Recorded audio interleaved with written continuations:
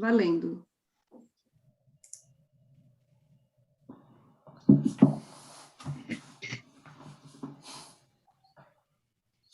Boa noite, me chamo Thalita Somense, sou professora e supervisora do curso Formação em Psicanálise do Instituto Sede Sapiense. Estou aqui para dar início ao evento de hoje, Sonhar, Pensar, Perlaborar. O título, Sonhar, Pensar, Perlaborar, me leva a imaginar uma trilha, que teoricamente se inicia com a interpretação dos sonhos de Freud, momento crucial para a criação da psicanálise. Inclusive, o próprio Freud reconheceu que a teoria dos sonhos ocupou um lugar especial na história da psicanálise, pois permitiu a transformação da análise em psicologia profunda. Profundidade explorada por Melanie Klein, que a levou a teorizar um complexo mundo de objetos, angústias, defesas, em complexa relação entre si, e constituídos sob o solo da fantasia inconsciente, o mundo interno. As fantasias são, inclusive, nas palavras de Hannah Siegel, a matéria de que são feitos os sonhos. A trilha deste evento, por sua vez, é fruto do trabalho e da dedicação, há mais de 30 anos, de um grupo de professores do curso Formação em Psicanálise, que se dedica à transmissão e ao desenvolvimento do pensamento de Melanie Klein e autores inspirados por sua teoria clínica, em um constante e contínuo perlaborar de um pensar que não se esgota, pois brota da clínica psicanalítica e para esta se destina. Perlaboração expressa a ideia de trabalhar-se através de alguma tarefa, e a conotação evoca o movimento de atravessar e embrenhar-se num trabalho, como nos diz Hans no seu dicionário comentado do alemão de Freud. Há um trabalhar-se a si mesmo, em meio a uma travessia acompanhada pela necessidade de embrenhar-se no universo das experiências emocionais. Há uma busca por conhecer o mundo mental, enfrentando resistências e obstáculos na busca da construção de sentidos e significados, em um processo não linear, cujas reticências, presentes no título e não por acaso, revelam seu inacabamento e, com isso, abertura e possibilidade de expansão, em uma psicanálise caracterizada pela vitalidade. Um caminho que, para se percorrer, demanda a capacidade de sonhar, fruto do trabalho onírico, parte integrante da elaboração psíquica, mediada pela formação de símbolos e intimamente relacionado à formação de elementos alfa e introjeção do continente que oferece espaço mental. Citando Bion, se tudo correr bem, a criança reintrojeta não apenas a coisa ruim, em particular transformada em algo tolerável, mas eventualmente introjeta o continente e a função alfa, ela própria, e, portanto, tem o início de um meio em sua própria mente de tolerar as frustrações e pensar. Simbolização, uma barreira de contato entre o consciente e o inconsciente, os pensamentos oníricos e o conceito de espaço e tempo podem, então, se desenvolver. Os elementos beta servem apenas para a expulsão da mente, enquanto os elementos alfa são a matéria-prima para sonhar e pensar. Para Bion, o continente e o conteúdo, mãe e bebê, formam um casal pensante. Para Grotstein, o conceito poderia ser expandido para o casal sonhante. Entendendo que o casal sonhante permite o aparecimento do casal pensante, e ambos se entrelaçam na constante tarefa de suportar a travessia e gerar sentidos ao universo de experiências emocionais, por vezes turbulentas e aterrorizantes. A possibilidade de sonhar oferece caminhos expressivos e elaborativos, que tornam possível o pensar em busca da integração. O sonhar, desse modo, avança para além das fronteiras da noite e torna-se um caminho em direção ao sonhar também na vigília. pois o contato da personalidade com o material da realidade depende do trabalho onírico, como nos lembra Bion, em um curso prolongado e contínuo, sonhando, pensando, perlaborando. Este evento se trata, portanto, de algo como a psicanálise e a vida, exigindo que esses verbos sejam usados no gerúndio. Como diz Grotstein, o bebê, então, pode pôr um casal pensante para corresponder a um casal pensante, e assim colocar sentimentos para dormir, pensar a respeito dele ou ambos.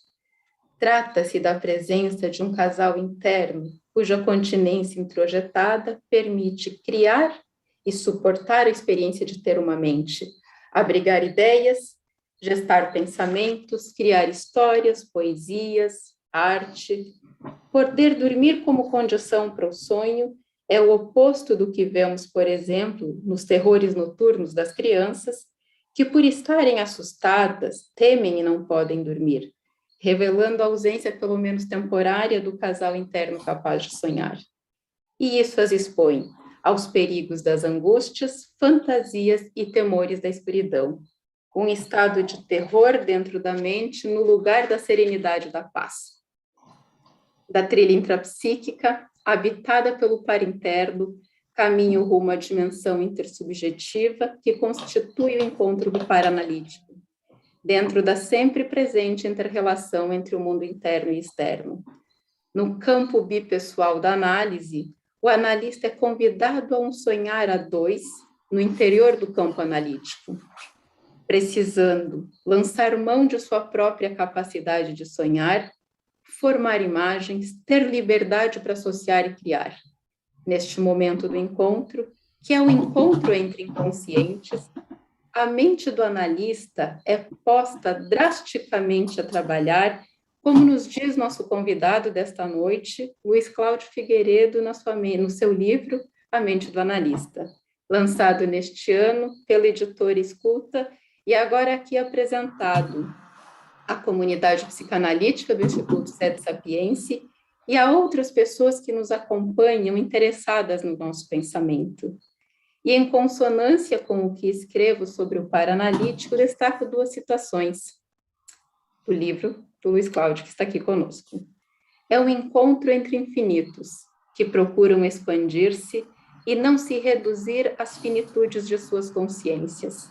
E, no entanto, um imenso trabalho será exigido às consciências para que as defesas e resistências não obstruam o caminho da análise.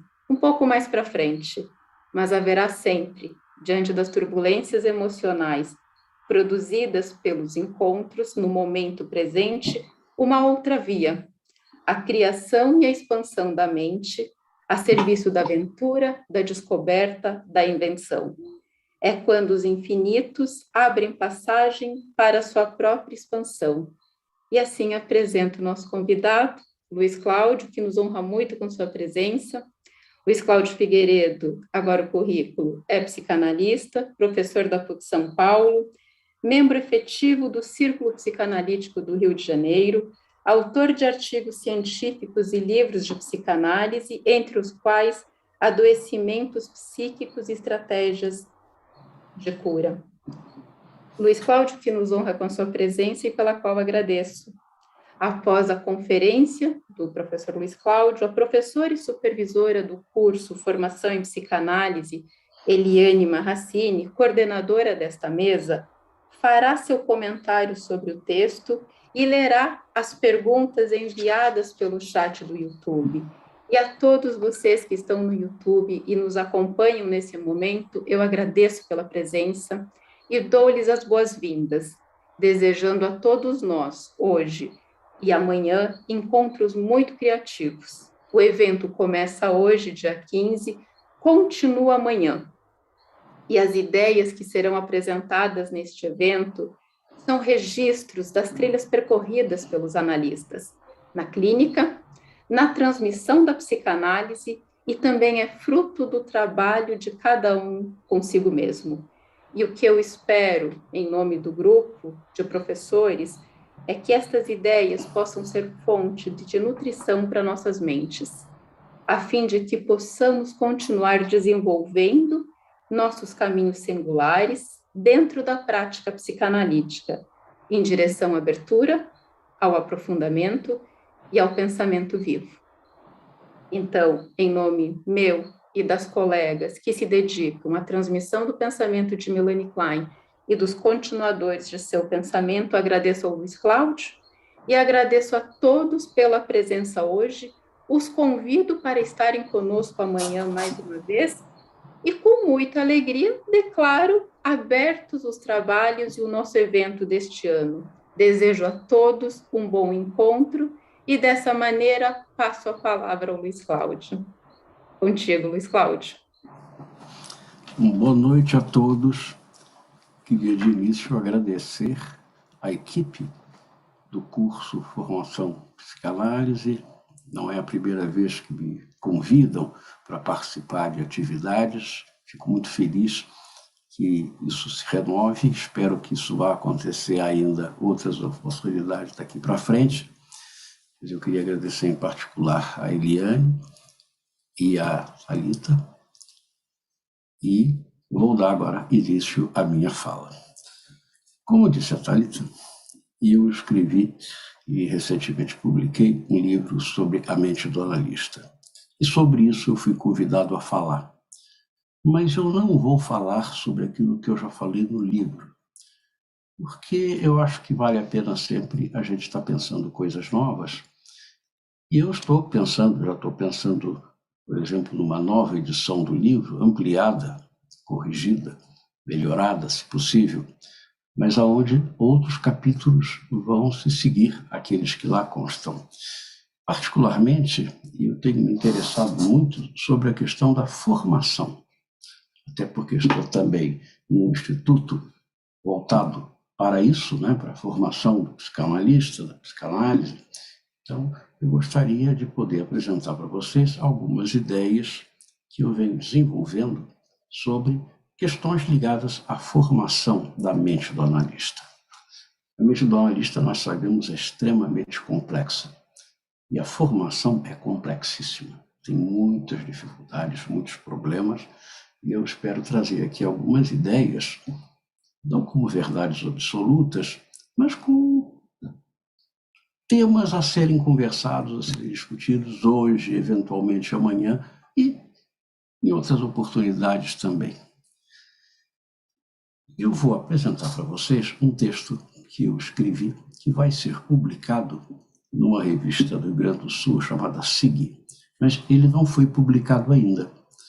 Então, eu achei interessante poder trazer para vocês esse material, sobre o qual eu pensei bastante, e algumas alterações, inclusive, se vocês forem depois conferir na hora que ele for publicado, vocês vão ver que eu sempre tento trazer alguma coisa mais fresca. Então, apesar do texto já estar pronto há alguns meses, eu fiz algumas transformações para dar a ele mais vivacidade e poder estabelecer com vocês um contato mais vivo. Vamos lá. Então, o texto que eu vou apresentar hoje, eu intitulei A Mente do Analista. Sonhar, pensar, elaborar uma perspectiva a partir de Ferenczi e Biot. Em 1928, em Madrid, Sándor Ferenczi ministrou uma palestra sobre a formação do analista. Publicada póstumamente, consta do 4º volume das suas obras completas. Há ali, evidentemente, inúmeras ideias interessantes sobre o tema que iremos examinar. Por exemplo, lemos já no início. Nos ramos científicos, puramente lógicos e matemáticos, basta adotar certos dados fundamentais e incontestáveis sobre os quais é possível edificar um saber solidamente alicerçado. Nas ciências naturais, soma-se a isso uma prática, a observação e a experimentação. Em contrapartida, a experiência psicanalítica mostra que para praticar o ofício de psicólogo não basta uma relação lógica entre o conhecimento e os dados experimentais. É indispensável, além disso, efetuar um estudo profundo de nossa própria personalidade e uma observação rigorosa das nossas moções psíquicas e afetivas. A formação teórica e prática só pode vir em seguida. Essas ideias já nos ajudam a pensar no processo fora do âmbito estritamente cognitivo e intelectual. Há questões pessoais e emocionais envolvidas, e, na verdade, são elas as mais importantes. No entanto, vou me ater a uma ideia dessa palestra que nem chegou a ser formulada de forma explícita. E é a seguinte: todos podemos cultivar o que mais tarde veio a ser chamado de função psicanalítica da personalidade. Assim, não só os profissionais que se interessam pelos assuntos humanos e com eles lidam em seu cotidiano, mas todos os humanos, independentemente do ofício que exerçam e dos estudos que façam, poderiam ter uma formação em psicanálise. Já ao final da sua fala, Ferenczi nos diz: acabam de me informar que um grupo analítico foi formado por um etnólogo analista e por um jurista.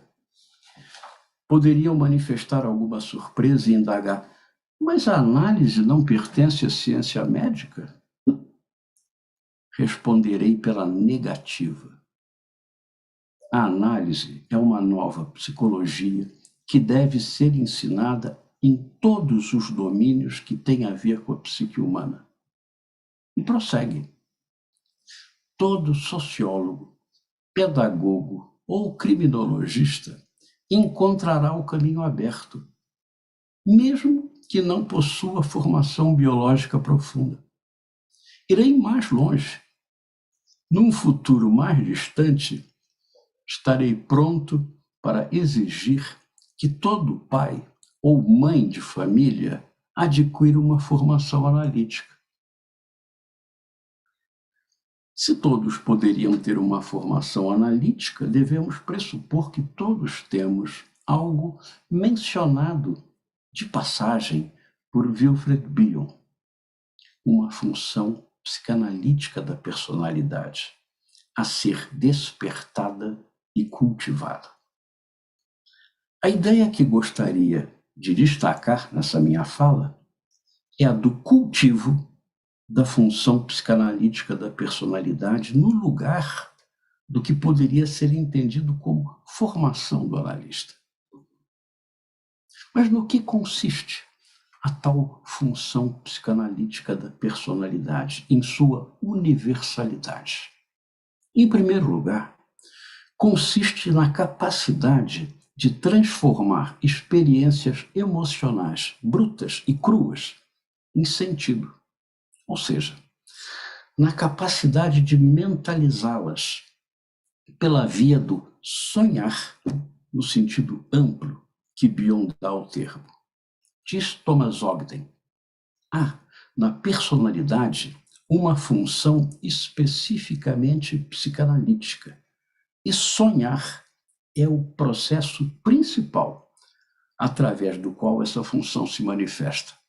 É quando começa o trabalho de elaboração e metabolização. E acrescenta: o inconsciente é a base da função psicanalítica da personalidade. Vale dizer, a função psicanalítica da personalidade está direta e profundamente comprometida com o exercício da função alfa, ou seja, com a capacidade de sonhar, pensar, perlaborar. Mas Pensemos em uma resposta que seja compatível com o que lemos em Ferenczi e em suas diversas alusões ao funcionamento da mente do analista. Trata-se de vê-lo na função de exercer e compartilhar a função psicanalítica da personalidade na situação analítica, ou seja, de propiciar o encontro entre inconscientes, tão valorizado por Freud e mais ainda por Ferenczi, e de tornar esse encontro uma oportunidade para um profundo trabalho de elaboração das experiências emocionais aí ocorridas. Realçaremos de saída a questão da elasticidade e da liberdade experimental. Experimental eu coloco entre aspas. É preciso ser livre, espontâneo e elástico na escuta e no contato com a vida emocional do analisando. São necessárias disponibilidades, sensibilidade e tato, ou seja, empatia. É também necessária muita paciência. Igualmente necessárias são modéstia, sinceridade e capacidade de adaptação às necessidades e possibilidades do analisando. Tudo isso é o que contribui e condiciona a capacidade de sonho, de jogo, de pesquisa e pensamento no encontro analítico. Vale dizer, são elementos que participam do cultivo da função psicanalítica da personalidade do analista. A ideia de espontaneidade atravessa todos esses atributos. A capacidade de transformação, simbolização e integração das experiências emocionais do analisando e do analista, pois essas também estão em questão, mesmo que não se exercite uma chamada análise mútua, que foi uma ideia ferenciana que ele aplicou num determinado caso. Tudo isso depende essencialmente dessa complexa disposição de mente que, de certa forma, se condensa na ideia de uma elasticidade espontânea. A elasticidade espontânea, por exemplo, é a condição básica para as oscilações a que Ferenczi se refere em diversas oportunidades. Por exemplo, num texto de 1918, chamado A Técnica Psicanalítica, encontramos: a terapêutica analítica cria, portanto, para o médico, exigências que parecem contradizer-se radicalmente.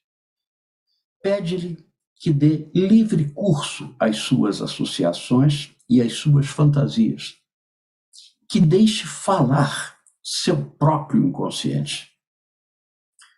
Freud nos ensinou, com efeito, ser essa a única maneira de apreendermos intuitivamente as manifestações do inconsciente do outro.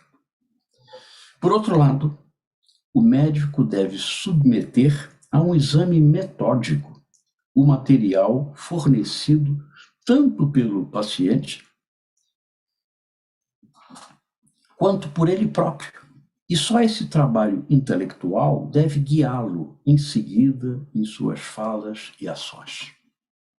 Já em 1928, num texto chamado A Elasticidade da Técnica Psicanalítica, e em 1930, num outro chamado Princípio de Relaxamento e Neocatarse, podemos ler: pouco a pouco vai-se percebendo até que ponto o trabalho psíquico desenvolvido pelo analista é complicado.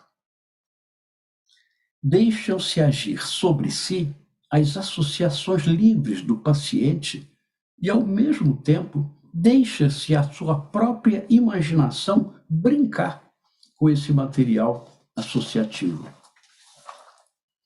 De fato, quase poderíamos falar em uma oscilação perpétua entre sentir com e autoobservação e atividade de julgamento. E ainda, seus investimentos oscilam entre identificação, que seria um labor objetal analítico, por um lado, e autocontrole ou atividade intelectual, por outro. Então, esse tema das oscilações exigidas ao analista retorna com toda a força ao longo de todo esse trecho de 1930 sobre relaxamento e catarse. Essa problemática das oscilações ocupou um lugar central no trabalho de Robert Fliess. Robert Fliess é um psicanalista que era filho, aliás, do Wilhelm Fliess, que foi aquele grande amigo do Freud, que não era psicanalista, era um médico, meio malucado, né, como nós sabemos, mas que foi muito importante na relação com o Freud. Mas bem, o Robert Fliess, que é o filho do Wilhelm, escreveu um texto chamado The Metapsychology of the Analyst, né, a metapsicologia do analista. É o primeiro texto que eu conheço realmente importante sobre a questão que nos interessa hoje, a mente do analista, também a formação. Fliess, aliás, acrescenta a oscilação entre, de um lado, identificação empática e, de outro, diferenciação e distância, sugerida por Ferenczi, a oscilação entre um ensaio de identificação, que ele chama de trial identification, com o objeto da transferência, e um ensaio de identificação com o sujeito da transferência. Ou seja, diante do paciente, nós, ora, nos sentimos como seu objeto, mas às vezes nos sentimos como ele mesmo, né? Então, é como sujeito da transferência e como objeto da transferência. Nós oscilamos também entre essas duas posições na nossa escuta. Anos mais tarde, é bom lembrar, um autor de muita ligação, de muito enraizamento também no referencial kleiniano, que é o Hacker. O Hacker, que foi um psicanalista importantíssimo, que trabalhou na Argentina e no Uruguai na década de 50, infelizmente morreu muito cedo. O Hacker também falou em contra-transferência complementar, que é quando eu me coloco no lugar de um objeto da transferência, analisando, e contra-transferência concordante, que é quando eu me deixo, digamos assim, capturar pela própria experiência afetiva do analisando, e me coloco, então, como sujeito daquela transferência. Mas o artigo de Fliess vai aonde, segundo ele, o Ferenczi não chegara, apesar de apontar na direção certa. Em uma nota de rodapé nos diz: podemos supor que foi a falta de uma orientação metapsicológica que fez com que Ferenczi, no artigo que acabei de citar, porque ele é muito ligado aos artigos do Ferenczi que eu mencionei agora, não tenha sido capaz de ir além de exigir do analista a mera habilidade de realizar tal oscilação. Então, o Hacker vai procurar vai ter uma compreensão metapsicológica de como é que é possível tal oscilação. Bom, a orientação metapsicológica que faltar a Ferenczi, Fliess a vai buscar na ideia de que o analista, em seu trabalho, opera com um work ego, né, um eu de trabalho, que mantém uma relação especial com o superego. A relação entre o eu e o supereu no work ego do analista, em sessão, efetivamente muda. Trata-se, como assinala Fliess, de uma alteração provisória, não patológica, assim como Freud já apontava nas relações do eu com o supereu na situação de humor. Isso não quer dizer, naturalmente, que o analista em análise esteja fazendo graça, embora tal coisa também possa acontecer. Na verdade, acho que essa alteração é a que também ocorre durante uma brincadeira, especialmente quando a brincadeira já requer algumas regras. O supereu mantém-se firme e, de certo modo, nada permissivo, mas, ao mesmo tempo, autoriza o eu para, com imensa liberdade, brincar, experimentar e agir com grande espontaneidade dentro das regras bem estabelecidas. O que não pode acontecer, porque senão o jogo termina, é um certo tipo de interferência superegóica no próprio campo lúdico, ou no campo do sonhar. Dando como exemplo, mesmo que um técnico de futebol dê instruções e ensaie algumas jogadas, os jogadores jogariam mal se deixassem a voz do treinador guiar suas jogadas. As regras ensinadas pelo técnico são aproximadamente do tipo que um filósofo, que é o John Searle, denominou de regras regulatórias. Mas, jogando bem ou mal, seguindo as instruções do técnico ou improvisando, os jogadores devem seguir as regras constitutivas do futebol. O juiz e os bandeirinhas são os responsáveis por elas serem obedecidas de forma a garantir que todos joguem mesmo futebol, não outra coisa. Uma distinção semelhante à que pode ser feita entre regras regulatórias e regras constitutivas deve-se operar nas funções superegóicas para que o supereu do analista ajude o seu work ego a manter-se na posição analítica, observando e pensando, brincando e sonhando. Um analista perderia sua capacidade de escuta e pensamento, de brincadeira e de sonho, se deixasse que as vozes de teorias e supervisores ressoassem em sua mente durante a sessão, como regras regulatórias. Tal como os jogadores ficariam inibidos e embaraçados com o excesso de presença do técnico em campo durante a partida. O work ego do analista deve gozar da mesma autoridade diante do supereu para que uma sessão de análise aconteça com a espontaneidade, a criatividade preconizada por Sandor Ferenczi. Assim sendo, o seu work ego talvez funcione como uma espécie de dobradiça entre os dois polos que balizam as oscilações propostas por Ferenczi, a entrega aos jogos do inconsciente e o autocontrole. Na falta desse work ego em sua relação peculiar com o supereu, talvez viesse a ser perdida a dissimetria da relação analítica. Sem ela, as relações analista analisando nos dois polos da oscilação poderiam resvalar para uma relação simétrica. Isso seria uma grande perda. Seria uma perda. Enfim, o analista estaria saindo da sua posição de analista com uma certa função importante no trabalho do sonho, do pensamento e das elaborações, das perlaborações que se espera que aconteçam numa situação analisante.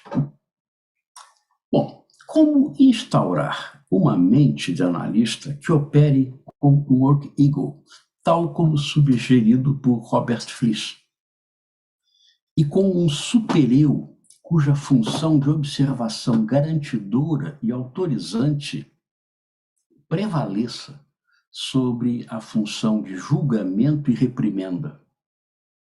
Eu acho que esta é a tarefa dos cursos, de todos os processos formativos, como, por exemplo, os oferecidos ou patrocinados por vocês, é isso.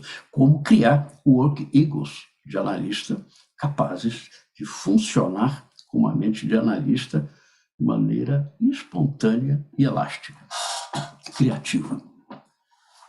Então, essa talvez seja a principal questão colocada às atividade formativa em psicanálise. Certamente, a tarefa pode ser mais bem compreendida e conduzida se substituirmos a ideia de formação, que muito se aproxima de modelagem e mesmo de formatação, pela de cultivo. Cultivo de um potencial para que ele cresça e floresça. Estarão as instituições psicanalíticas à altura dessa tarefa? Ou permanecem comprometidas com a modelagem e formatação de réplicas? Réplicas que estariam em absoluto contraste com tudo o que podemos aprender e pensar a partir das ideias de Ferenczi sobre a clínica psicanalítica, mas não só de Ferenczi, enfim, dos grandes pensadores da psicanálise. Nada menos ferenciano, por exemplo, que fazer do chamado processo formativo uma ocasião de doutrinação.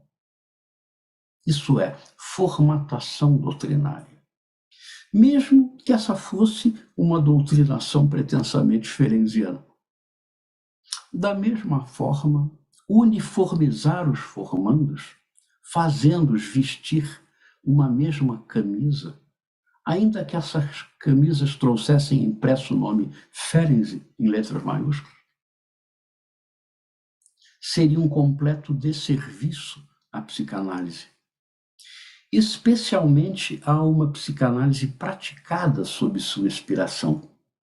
O mesmo se aplica a uma formação pretensamente freudiana, kleiniana, winnicottiana, bioniana, lacaniana, etc.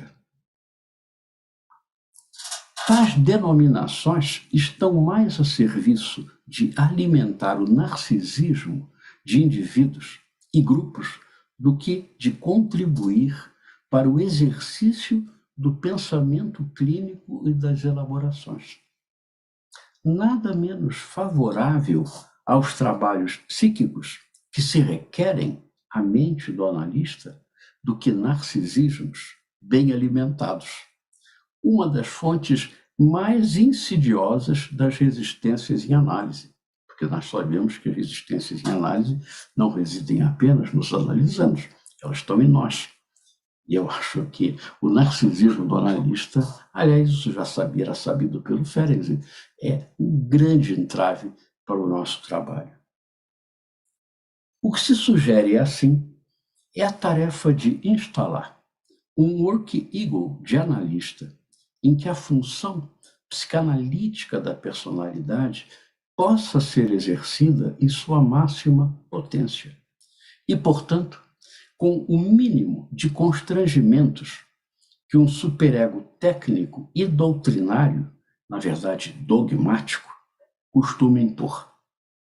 Aliás, a ligação entre dogmatismo e narcisismo dispensa apresentações. Mas, evidentemente, a proposta de cultivo da função psicanalítica da personalidade não é fácil de ser praticada, ou mesmo de ser concebida.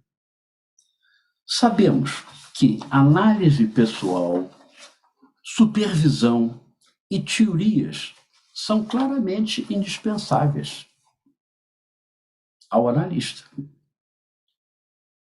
Mas, se elas são, de um lado, indispensáveis, nós sabemos também que elas mesmas podem se tornar facilmente as portas de entrada de alguns sérios perigos para o bom funcionamento da sua mente.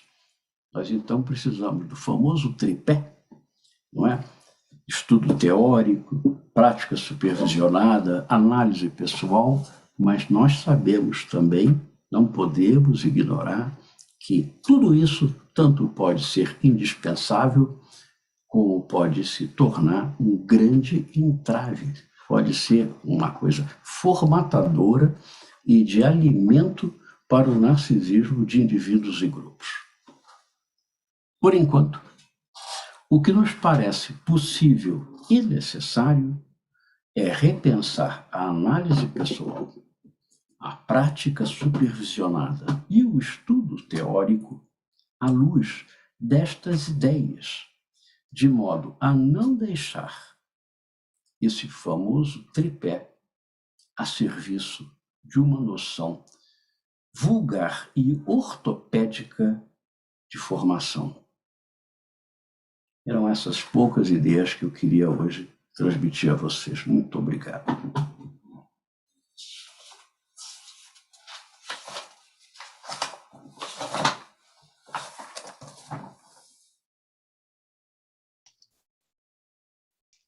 Muito obrigada, Luiz Cláudio, pela sua palestra,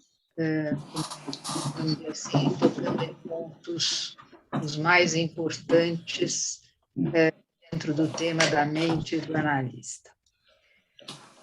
Eu preparei aqui uma pequena fala a respeito do seu livro, né? Como a gente viu, você ampliou e trouxe, contribuiu com ideias novas, acrescentando, e já está pensando na segunda edição do livro, incorporando essas novas ideias, porque você é um autor absolutamente criativo e dinâmico. Então, você está o tempo todo, vamos dizer assim, pensando e acrescentando ideias àquilo que você vai construindo como a sua perspectiva, o seu olhar muito particular, a sua forma de entender as teorias e criar exatamente o significado, vamos dizer assim, mais pertinente, mais interessante dentro do seu trabalho e dentro da sua própria prática. Bom, como a Thalita disse no início, vamos dizer assim, essa palestra é uma palestra que tem o mesmo título do livro do Luiz Cláudio, que foi lançado ainda em 2021, pela editora Escuta. É um livro muito importante. O tema, vamos dizer assim, num primeiro momento, surpreende, né? O que vamos falar sobre a mente do analista, mas num segundo momento instiga uma enorme curiosidade em começar a explorar o tema que raramente é objeto de estudo na literatura psicanalítica, né? Então, volto a dizer, conforme Thalita colocou, da alegria e o nosso sincero agradecimento por estar aqui, e, sobretudo, Luiz Cláudio, por você ter se dedicado a um tema tão delicado, com amplitude e profundidade, né? Desvelando aspectos que são tão importantes e necessários para a gente refletir e termos em conta enquanto né?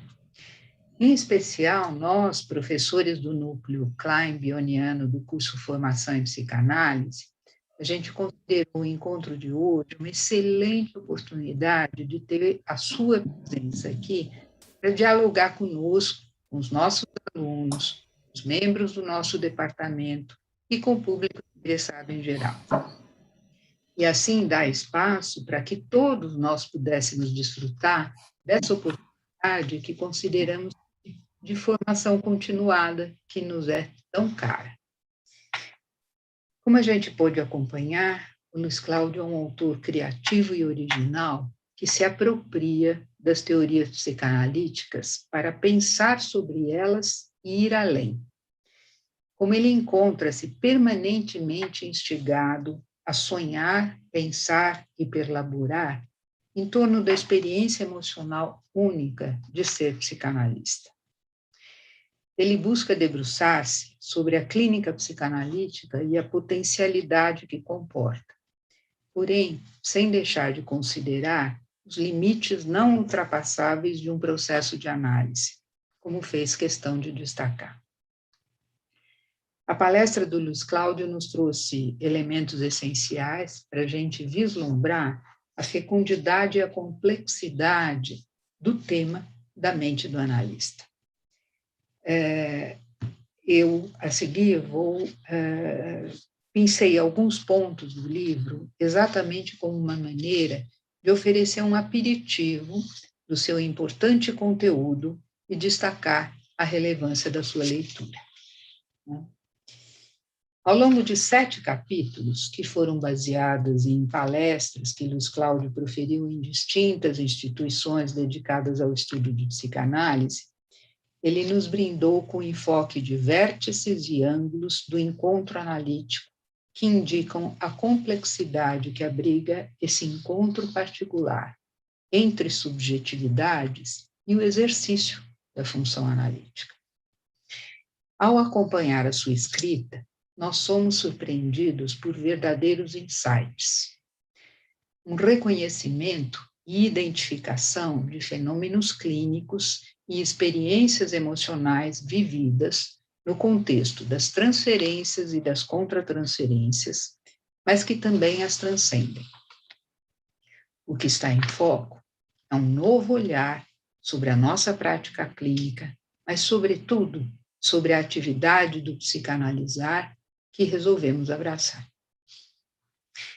Em nosso trabalho, dependemos tanto de uma mente viva e alerta para acompanhar o percurso singular que se desenrola em cada encontro analítico, como, ao mesmo tempo, uma mente aberta e disponível para vivermos a surpresa do novo, desconhecido e inesperado, que se apresenta a cada vez e a cada momento, aí incluída a disponibilidade para os riscos envolvidos.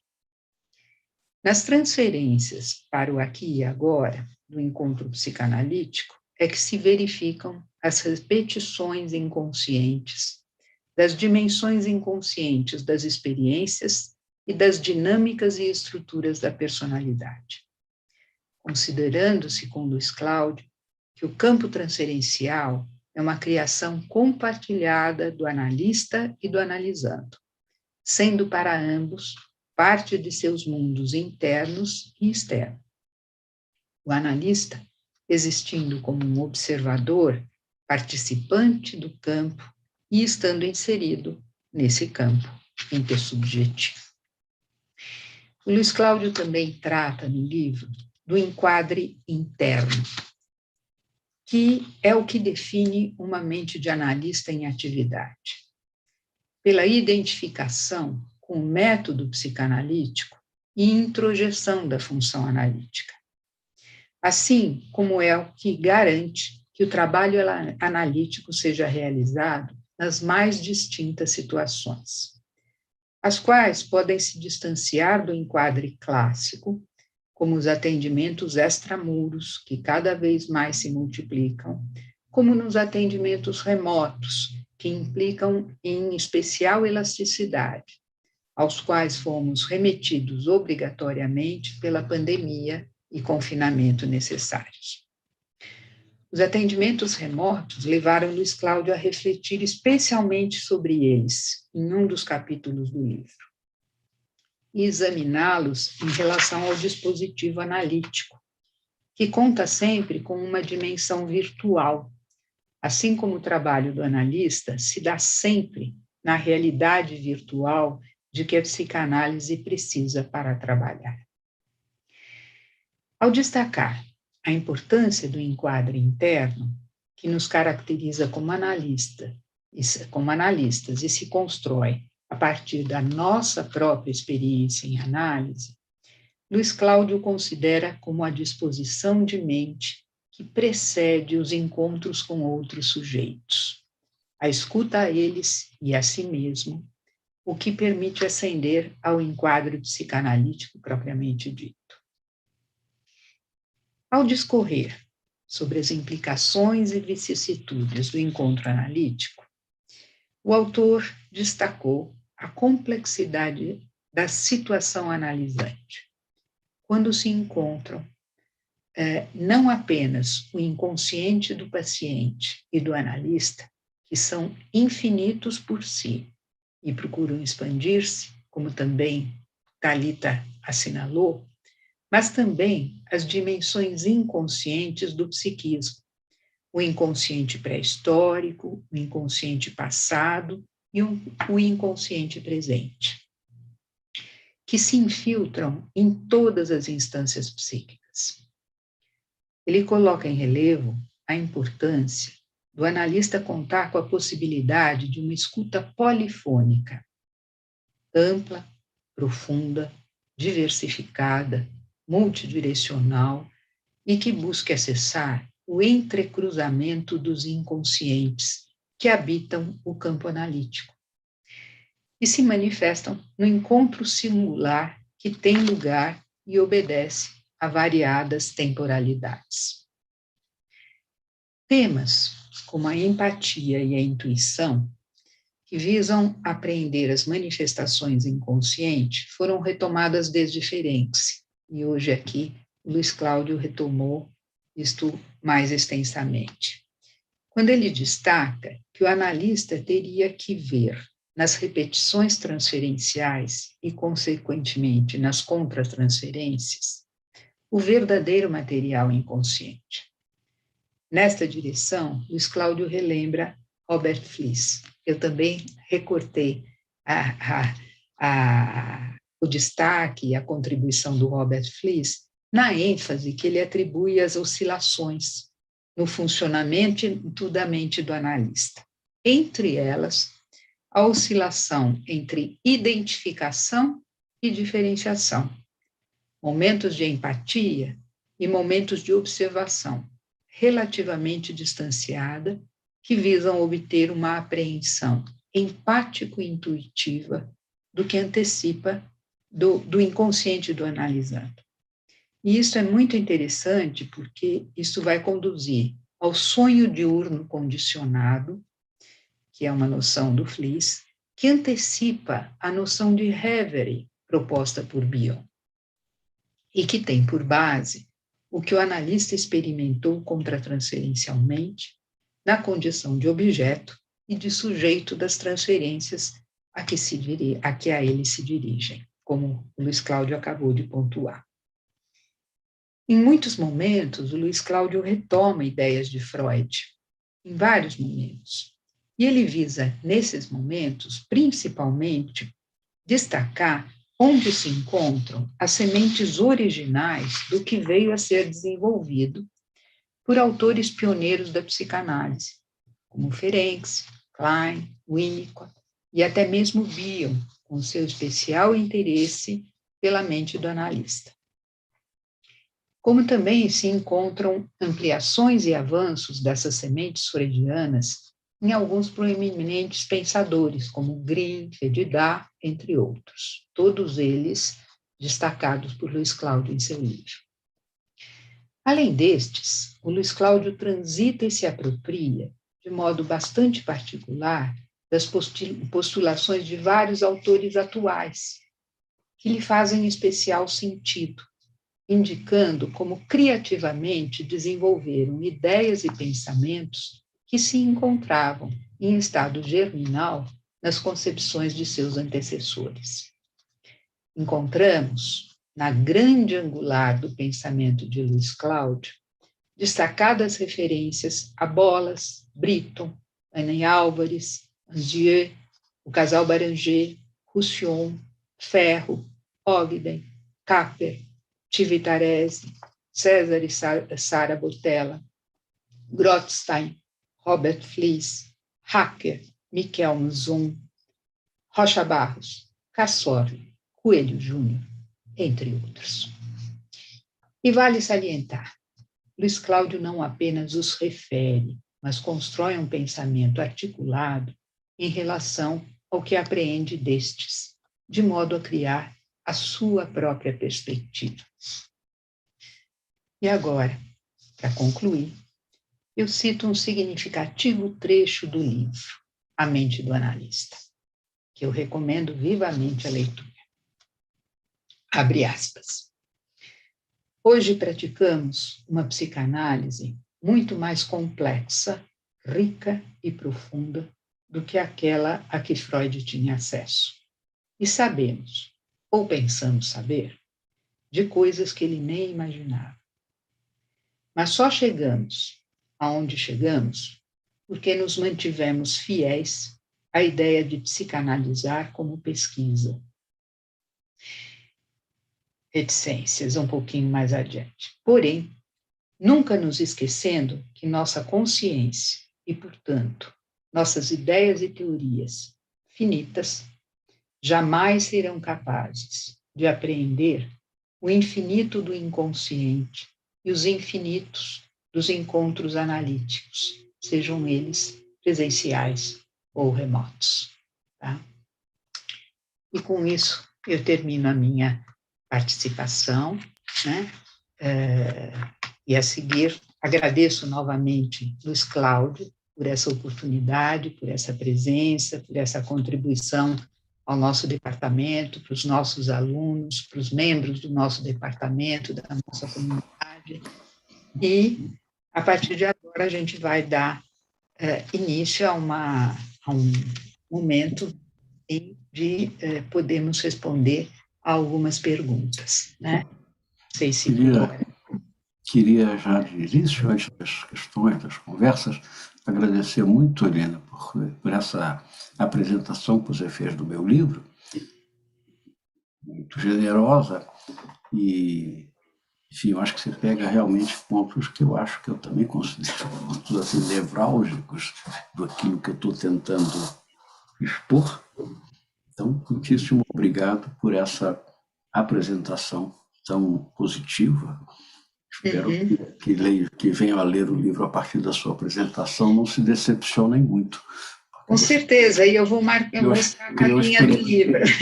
Criou expectativas excessivas, mas enfim. Não, com certeza. Uma coisa é certa, eu acho que é um tema tão vasto que eu escrevi aí 7 capítulos, mas já tenho vários. Tenho esse, por exemplo, esse que eu acabei de apresentar para vocês. Sim. Transformado, vai ser inserido numa próxima edição do livro. Aliás, já saiu, uma segunda edição já saiu. Sim. Ainda não teve possibilidade de sair corrigida e ampliada, porque foi meio rápido demais. Mas o ano que vem, se Deus quiser, a gente consegue fazer uma segunda edição com novos. Eu tenho pelo menos esse capítulo, tem um que eu vou falar especificamente sobre supervisão, a minha compreensão da supervisão em psicanálise, como é que ela pode contribuir para o cultivo da mente do analista e não para a formatação, para o enquadramento, enfim, como é que digamos, o supervisor pode ajudar a desenvolver uma função psicanalítica ao invés de inibi-la de uma certa maneira, com excesso de diretismo, né, de uma coisa muito violenta, muito perturbadora. Mas, enfim, mas eu queria, antes de abrir, dizer o seguinte, assim como eu penso que o nosso trabalho como professores, eu sou professor também, como vocês são professores, enfim, nós temos uma atividade que participa, que contribui para a formação de colegas, né? Não é só de alunos, mas de colegas, porque nós trabalhamos assim em redes, né? Pois bem, eu acho que a nossa principal questão é como fazer com que o nosso ensino esteja a serviço do cultivo da função psicanalítica da personalidade. Ou seja, eu acho que é fundamental que a gente aposte que todos os humanos podem ser capazes de desenvolver essa capacidade de elaboração das experiências emocionais pela via do sonhar, do pensar e do perlaborar. Eu acho que essa é, assim, quase que a base. Eu não seria psicanalista, aliás, eu também não seria professor, se eu não acreditasse nessa capacidade humana, universal, de desenvolver esta função psicanalítica da personalidade. E, quando eu exerço a psicanálise, eu acho que uma das minhas tarefas é compartilhar a função psicanalítica da personalidade para que ela também possa se desenvolver no paciente, no analisando. Eu acho que uma psicanálise bem-sucedida, ela não garante que o sujeito se livre de angústias, de agonias, ela não garante felicidade absoluta para ninguém, a gente sabe disso, embora a gente espere que ela possa ter funções terapêuticas importantes, mas eu acho que mais básico do que qualquer ganho terapêutico é a expansão da mente, como foi muitas vezes assinalado pela Thalita, e isso significa desenvolver esta competência básica do humano, que é a de transformação das suas experiências emocionais, para que elas possam nos servir de alimento e não precisem ser dejetadas. Porque a experiência emocional, ou ela é transformada, metabolizada, e ela vira um enorme alimento que nos enriquece, ou ela é insuportável. Ela é insuportável, e como insuportável, ela tem que ser evacuada, ela tem que ser vomitada, e ela tem que ser, de alguma maneira, projetada no mundo para que você se livre dela. E isso é uma pena, né, que experiências emocionais precisem ser jogadas fora, quando elas poderiam se transformar em alimentos tão ricos para nós. Com certeza, Luiz Cláudio, com certeza. Então, e tenha certeza que essa conversa, esse bate-papo, essa sua exposição está sendo de uma enorme nutrição para nós, né? Esse diálogo que agora se estabelecendo aqui acaba sendo, vamos dizer assim, uma coisa elástica, flexível, de liberdade, vamos dizer assim, para a gente poder transitar sobre aquilo que nos captura como tema e nos convoca a pensar exatamente sobre isso que muitas vezes a gente até esquece, ou põe como pano de fundo, que é a nossa própria mente como esse instrumento de trabalho, vamos dizer assim, central, fundamental, e que, como você coloca no seu livro, você, inclusive, contemplou em algum momento a questão dos seminários clínicos, né? Sim. Você fala da importância dos seminários clínicos, até, vamos dizer assim, como uma importância maior do que as da supervisão, né? Então, eu acho que o seminário clínico, Eliana, para mim, é o filé mignon do que eu posso fazer em termos assim, de ajudar a desenvolver a capacidade do pensamento clínico. Porque é o único lugar, quer dizer, isso já se pode fazer também numa supervisão, mas eu acho que a supervisão, ela costuma ter menos oportunidade de aprofundar esse trabalho que é realmente pegar um material clínico e, a partir dali, encontrar ou reencontrar a teoria ad hoc, a teoria sob medida para aquilo. Porque aí você reencontra a teoria, porque você vai nos textos, vai nos livros, mas você faz aquilo levando em conta aquele material e, nessa medida, você vai criar uma coisa nova. Então, o seminário clínico é um lugar de aprendizagem e um lugar de pesquisa. É um lugar de pesquisa. Então, eu acho que, para além, digamos assim, da análise pessoal, pode ser fundamental, sem dúvida, mas da supervisão, da prática supervisionada e do estudo teórico, pois bem, essas duas coisas, elas se entrelaçam nos seminários clínicos. Eu tenho vários seminários clínicos em vários lugares do Brasil. Né? Semanalmente não, mas mensalmente eu dou seminários no Rio, dou seminários em João Pessoa, né? No Rio tem 2. Então, é um material clínico denso que é trazido e a gente discute em profundidade numa sessão. E numa próxima sessão, a gente volta àquele mesmo material, só que a partir de leituras e outras reflexões. Ou seja, é um trabalho efetivo, digamos, de constituição ou reconstituição da teoria a partir do material. A teoria ela é reencontrada, mas cada vez que ela é reencontrada, ela é transformada, ela não é simples, ela nunca é aplicada. Tem um verdadeiro ojeriza pela ideia de aplicação de teoria. Né? A teoria não é, ela é uma matriz de sonho. A teoria é um ingrediente, ela dá subsídios para a gente pensar, mas não é para ela ser aplicada de jeito nenhum, porque isso realmente seria quase que matar o material, né? Puxando teoria nele. Mas eu acho que no seminário clínico dá para ter esse jogo. Eu tenho o maior, digamos, prazer com esse trabalho, muito mais do que com o meu trabalho de docente. Eu gosto de dar aula, sabe-se lá por quê. O Freud falava que há 3 profissões impossíveis, né? Governar, educar, ensinar e analisar. Eu não sei por quê, deve ser alguma coisa, algum erro de fabricação. Eu adoro 2 desses ofícios impossíveis. Detesto governar, não daria para isso de jeito nenhum. Agora, ensinar e analisar, apesar de serem ofícios impossíveis, eu acho que são, eu não poderia viver sem eles.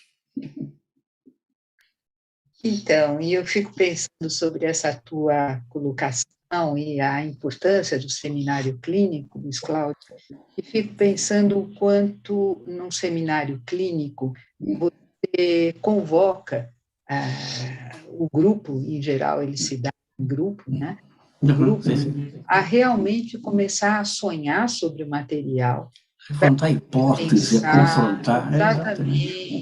Exatamente. E é muito rico, porque você vai começando a ver como dentro do grupo vai se, vamos dizer assim, vai se organizando, vai se montando, vai se raciocinando, e daí eu penso muito em como isso vamos dizer assim, esse inconsciente, né, que vai fazendo ligações, que vai estabelecendo significados, que vai construindo, vamos dizer assim, um pensar sobre aquilo, e que acaba sendo, inclusive, vamos dizer assim, muito mais importante esse movimento e essa dinâmica, né? E, claro, o caso clínico, mas ele é um disparador dessa dinâmica, desse movimento e dessa produção, muito importante.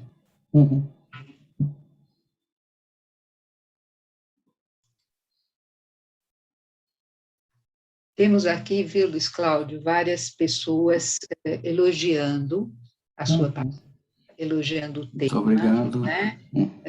Falando da importância de você ter abordado a questão da formação em psicanálise, né? Nós estamos nesse ambiente, um ambiente formador de psicanalistas, e assim, temos inúmeros alunos de várias graduações possíveis, né? E tem investido há muitos e muitos anos em alunos, vamos dizer assim, onde a gente identifica todo esse potencial, vamos dizer assim, desenvolver essa função psicanalítica da personalidade em extensão e profundidade, né?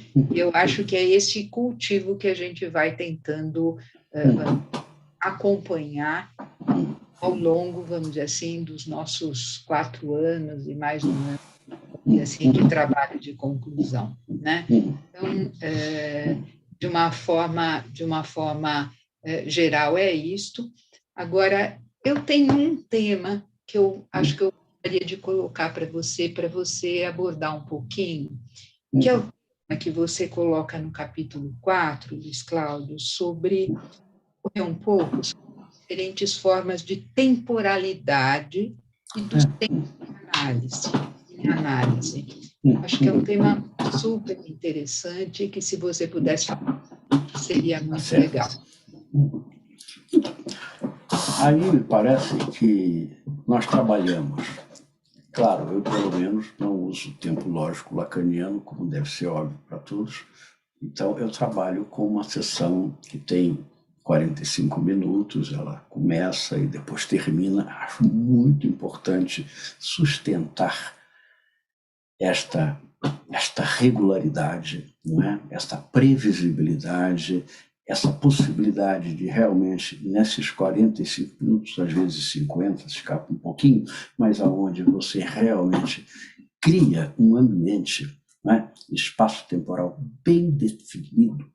Eu acho que é importante, do meu ponto de vista, sustentar um enquadre muito claro, um enquadre, na verdade, exterior, também o enquadre interno do analista, são as condições para que os processos possam acontecer com a liberdade que a gente precisa. É como, digamos, num jogo de futebol, voltando à imagem, bom, é preciso que o campo tenha balizas bem claras. Sabe onde é que termina o campo, onde é que um campo passa para outro, onde é que está o meio de campo, onde é que está a grande área, a pequena área, onde é que está o gol. Essas coisas precisam estar extremamente claras para que dentro do campo o jogo seja livre.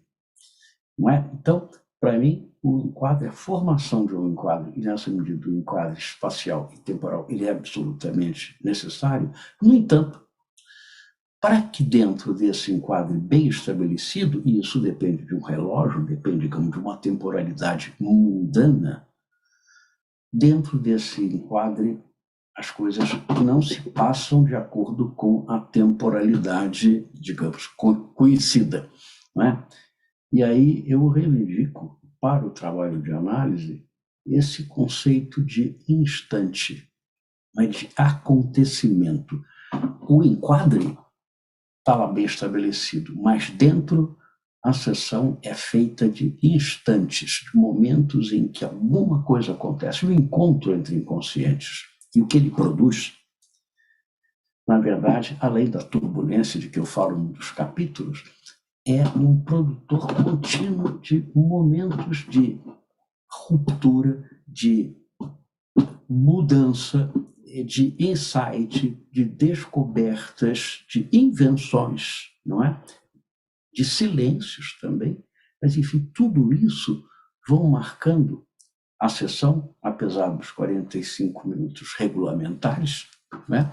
Mas dentro da sessão não tem nada de regulamentar, porque é uma sucessão imprevisível de instantes que ocorrem exatamente quando os inconscientes se encontram e procuram, de um jeito ou de outro, encontrar, digamos, o campo do sentido, passando pela consciência, atravessando, produzindo, às vezes, efeitos muito perturbadores, muito inusitados. É muito interessante, por exemplo, quando, às vezes, você olha para o relógio, porque, de alguma maneira, o relógio está ali presente, e você percebe que passaram-se segundos, quando parece que se passaram séculos. Ou, ao contrário, quando você percebe que, de fato, houve, digamos assim, uma coisa que reverte completamente toda a sua apreensão da temporalidade mundana, porque cada instante, digamos assim, tem uma temporalidade própria e marca. Então, eu acho que o trabalho de análise, ele é uma oportunidade para acontecerem coisas, para lembrar-se de sonhos, associações livres, a gente não sabe para que lado elas vão, uma coisa puxa da outra, as palavras vão se, digamos assim, se atraindo umas às outras, os afetos vão se atraindo uns aos outros, tem uma rede associativa que vai muito além das questões verbais ou semânticas. Então, é esse conjunto de encontros e desencontros, rupturas e novidades que eu acho que torna uma sessão de análise uma oportunidade para os acontecimentos. São os acontecimentos que podem produzir mudanças na nossa posição subjetiva e mudanças, enfim, no nosso mundo interior, ou nas relações de objeto internas. Tudo isso daí vai acontecer, não é nada previsível e não é gradual. Eu acho que é muito importante acentuar a temporalidade de uma análise. Claro, a gente pode ver que a sessão, por exemplo, tem uma evolução, mas a gente vê isso a posteriori. Durante a sessão, o que a gente está ali é pronto para, digamos assim, escutar o que estiver acontecendo, prestar atenção no que estiver se passando conosco e com o outro, ou entre nós. Isso é um campo de acontecimentos absolutamente inesperado. Para isso, é preciso ter a famosa capacidade negativa do bio, essa disponibilidade de mente. No fundo, a capacidade negativa, o que é? É a disponibilidade para esperar o inesperado. É você estar atento de tal maneira que o inesperado possa emergir em mim ou entre nós. Perfeito, muito bom. As coisas que os nossos alunos muitas vezes colocam é exatamente como poder prestar atenção em todos os elementos, vamos dizer assim. Eu falo, um dos meus capítulos chama-se a mente desse coitado, né? Porque, de fato, a complexidade da nossa tarefa, a quantidade de coisas que a gente pode prestar atenção, é claro que a gente nunca vai poder captar tudo. Temos, aliás, que renunciar a qualquer fantasia de onisciência e onipotência, né? Isso faz parte, eu falei aqui da modéstia. Uma das coisas que a gente precisa no cultivo da função psicanalítica da personalidade, uma das coisas importantes é exatamente, digamos, instilando, olha, vamos ser modestos, nós não vamos dar conta de tudo, não vamos captar tudo, vamos captar uma coisa aqui, outra ali, vamos andar um pouco aos trancos e barrancos. Uma sessão psicanalítica bacana, ela vai acontecendo aos trancos e barrancos, ela não tem uma boa forma.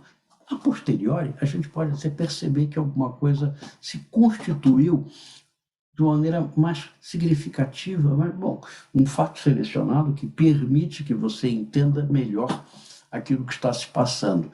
Mas quando você está imerso na turbulência da coisa, a gente realmente vive sustos e sobressaltos. Alguém eu estou vendo aqui uma pessoa que colocou no chat, a Margarida Marques. Isso, tem uma pergunta ali. Você quer ler diretamente? Sim. Gostaria de pedir uma maior exploração da questão da posição de assimetria, simetria entre analista e paciente. Bom, veja só, Margarete, certamente, como já foi, aliás, assinalado pela Helena, a situação analisante depende do analista e do analisando. Então, de uma certa maneira, o nosso trabalho é convidar o analisando para entrar na situação do analisante e participar dela com todos os seus recursos, trazendo todas as suas fantasias, mas também trazendo as suas defesas e resistências. Ou seja, não existe situação analisante que seja uma criação da mente do analista. A mente do analista é um convite perpétuo, contínuo, permanente, apesar dos pesares, para que o outro participe com ele. Nessa medida, nós temos uma dimensão simétrica. De uma certa maneira, não existe análise se não houver esses dois, de uma certa maneira, dispostos a se encontrar desse jeito imprevisível, que é o encontro entre inconsciente. No entanto, dentro desse campo, esse campo é um campo bipessoal. É um campo mais do que bipessoal, levando em conta que a mente de cada um já é uma pluralidade. A nossa mente não é tão individual quanto a gente supunha, ou seja, ela já é uma pluralidade, já é uma coletividade. Mas, de qualquer maneira, dentro desse campo complexo, me parece que cabe ao analista acompanhar, cabe ao analista, mais do que conduzir, eu prefiro pensar mesmo em termos de acompanhar e fazer os assinalamentos ou ter a paciência, diz o Férez num outro texto, ele fala assim, olha, o analista tem que ser mais paciente que seu paciente, né? Então é preciso paciência, é preciso muita atenção e é preciso conservar permanentemente uma mente própria, capaz de, mesmo no meio da maior turbulência, da maior tempestade, conseguir um certo movimento, que não é de se retirar do campo, mas de poder observar o que está se passando nesse campo. Eu diria que participar, acompanhar, estar muito presente, reservadamente presente, porque não se trata também de uma implicação amalucada, mas eu acho que a grande questão é que, mesmo na implicação, eu preciso preservar uma capacidade de mente própria a partir da qual eu possa observar e tentar transformar em alguma coisa comunicável aquilo que eu estou conseguindo captar, né? Captar nas palavras, captar nas expressões, captar nos comportamentos, nas condutas, nos silêncios. Isso tudo, de uma certa maneira, marca a necessidade de alguma assimetria. Eu não penso que o fato de ser um campo bem pessoal nos coloque exatamente na mesma posição, embora seja verdade que o analista também se beneficia e muito das experiências de análise que ele tem. Não é? Nós não estamos nisso apenas por masoquismo, ou porque gostamos de fazer a proeza de praticar a tal do ofício impossível. Não, é porque para nós é muito importante poder ter essa prática, ter essa experiência, e grandes transformações subjetivas ocorrem também na mente do analista. Mas isso não quer dizer que ele não tenha ali, afinal de contas, uma função que é diferente da posição ou daquilo que se espera que seja a função do analisando. E é por isso que eu acho que é preciso, por exemplo, essa coisa da oscilação que o Ferenc fala tanto, que o Fliss também pega, depende, olha, é preciso deixar-me levar, ser muito afetado pelas associações livres do outro, ser muito, digamos, livre para ter as minhas próprias associações, poder fantasiar, poder sonhar, mas em algum momento eu preciso também poder observar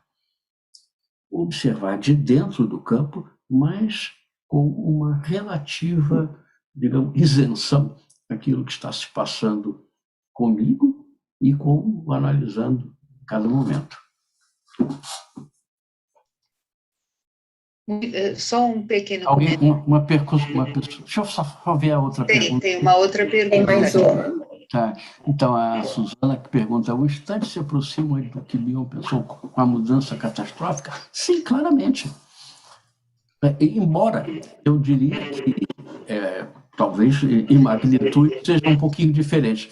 Eu acho que uma sessão ela é feita de instantes, embora não ocorra dentro, como eu disse, de um enquadre espacial e temporal bem definido, mas ela é feita de instantes, mas nem todos os instantes vão ter esta magnitude e esta eficácia de produzir as grandes transformações, aonde caberia, então, falar na mudança catastrófica.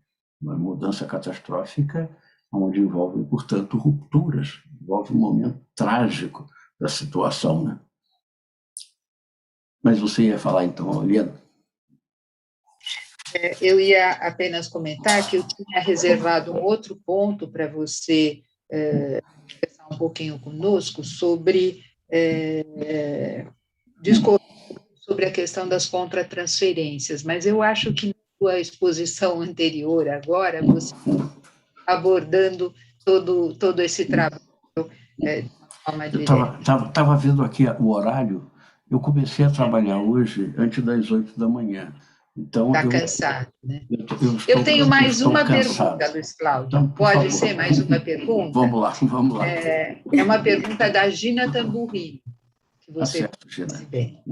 Então, ela diz o seguinte, Luiz Cláudio, a forma como você escreve sobre o fato selecionado me surpreendeu. Ao invés de dar um sentido diante do caos, se entendi direito, você fala que ele vem para desarranjar. Compreendi bem, ela diz. Poderia comentar? Obrigada.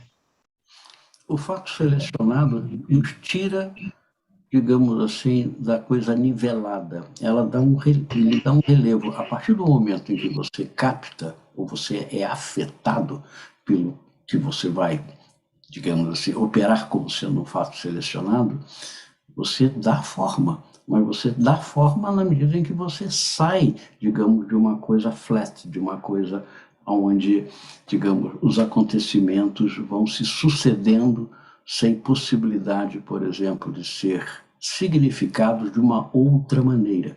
Então, nós temos tanto o movimento de dar forma, como o movimento de dar um relevo que tira você do flat, você tira você de uma espécie de sucessão de relevâncias. É nessa medida que o fato selecionado tem essa dupla função, né? Uma função que é organizadora, mas ao mesmo tempo muda profundamente a experiência que você estava tendo até aquele momento. A partir do fato selecionado, as coisas aparecem de um outro jeito, você se posiciona de outro jeito. Então, ganha forma, mas a partir de um movimento que rompe. Ele rompe, digamos assim, daquilo que pareceria uma sucessão mundana, por exemplo. o fato selecionado, que estou voltando para falar da questão do instante, o instante é o momento em que alguma coisa dessa ordem pode acontecer na relação entre o analista e o seu analisando, na mente do analista. Mas, pessoal, eu estou agradecido, muito satisfeito, mas... Luiz Cláudio, se me permite, apenas um comentário breve. Eu quero lhe agradecer pela palestra de hoje. Eu pretendia perguntar a você, assim que li o seu livro, que você nos falasse, a partir de todas estas considerações sobre a mente do analista, sobre a formação dos analistas. Inclusive, você faz algumas alusões aqui. Então, acho que o instante sempre pode trazer algo surpreendente, e, de fato, acho que é isso que acontece com este capítulo. E destaco aqui algo que realmente acho muito importante nesse texto, quando você até diz que esta seria a meta das instituições formadoras, né, para além da instituição da teoria. Então, eu acho isso muito importante para nós, como você bem assinalou, que trabalhamos com a formação. Por isso, eu te agradeço. Muitíssimo obrigado, pessoal. Muito obrigada.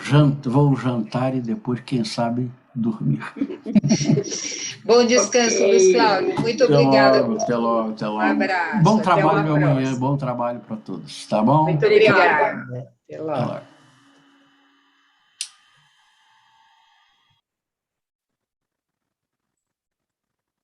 Eliane? O microfone está fechado. Oi. Então, podemos caminhar nós também aqui para os agradecimentos. Sim, vamos caminhar. Eu acho que foi um momento muito especial essa dúvida, Cláudio.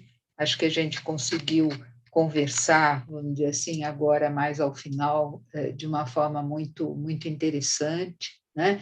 E ele acabou complementando uma série de aspectos, né?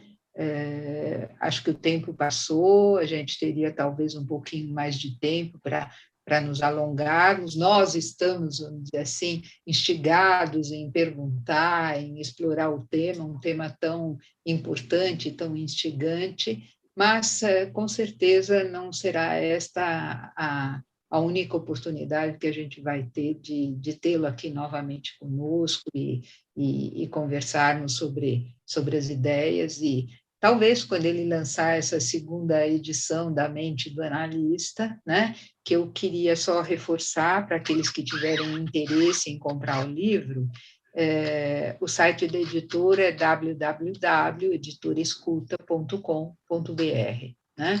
Então, podem adquirir através do site da editora, né?